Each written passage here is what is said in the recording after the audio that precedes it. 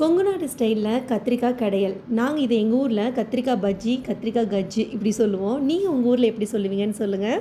இட்லி தோசைக்கு இது ஒரு அருமையான காம்பினேஷன். கத்திரிக்காய் சாப்பிடவே மாட்டேன்னு சொல்கிற குழந்தைங்க கூட நல்லா விரும்பி சாப்பிடுவாங்க.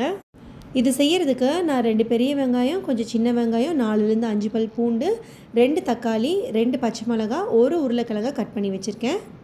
உருளைக்கிழங்கு ஆப்ஷனல் தான், உங்களுக்கு தேவைன்னா போட்டுக்கலாம், இல்லைன்னா ஸ்கிப் பண்ணிக்கோங்க. 4 கத்திரிக்காவை கட் பண்ணி நான் தண்ணியில் போட்டு வச்சுருக்கேன். இப்போ ஸ்டவ்வில் குக்கர் வச்சுக்கோங்க. குக்கரில் கொஞ்சமாக ஆயில் விட்டு ஆயில் ஹீட் ஆனோடனே நம்ம கட் பண்ணி வச்சுருந்த வெங்காயம், பச்சை மிளகா, பூண்டு இதை சேர்த்திட்டு வெங்காயம் கொஞ்சமாக கண்ணாடி பதம் வர வரைக்கும் அதை ஃப்ரை பண்ணிக்கலாம். வெங்காயம் கொஞ்சமாக கண்ணாடி பதம் வந்தோடனே கட் பண்ணி வச்சுருந்த உருளைக்கிழங்கு, கத்திரிக்காய் ரெண்டையும் ஆட் பண்ணிவிட்டு லைட்டாக மிக்ஸ் பண்ணி விட்டதுக்கப்புறம் கட் பண்ணி வச்சுருந்த 2 தக்காளியும் சேர்த்திட்டு தக்காளி வதங்கிறதுக்கு தேவையான அளவு உப்பு, கொஞ்சமாக மஞ்சத்தூள், கொஞ்சமாக மிளகாத்தூள் ஆட் பண்ணிக்கிறேன். ஏன்னா நான் ஏற்கனவே பச்சை மிளகாய் சேர்த்ததுனால மிளகாத்தூள் கம்மியாக நான் ஆட் பண்ணிக்கிறேன்.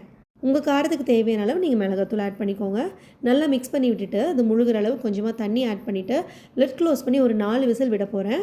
4 விசிலுக்கு அப்புறம் கத்திரிக்காயும் கிழங்கும் நல்லா வெந்திருக்கும். உங்கள்கிட்ட மத்தோ இல்லை இந்த மாதிரி கரண்டியோ இருந்தால் நல்லா மேஷ் பண்ணிக்கோங்க. ரொம்ப நைஸாக இல்லாமல் இந்த மாதிரி இருந்தால் ரொம்ப டேஸ்ட்டாக இருக்கும். தாளிக்கிறதுக்கு கடுகு, சீரகம், கருவேப்பிலை தாளித்து ஆட் பண்ணிக்கிட்டேன். ட்ரை பண்ணி பாருங்கள், ரொம்பவே நல்லாயிருக்கும். பாய்.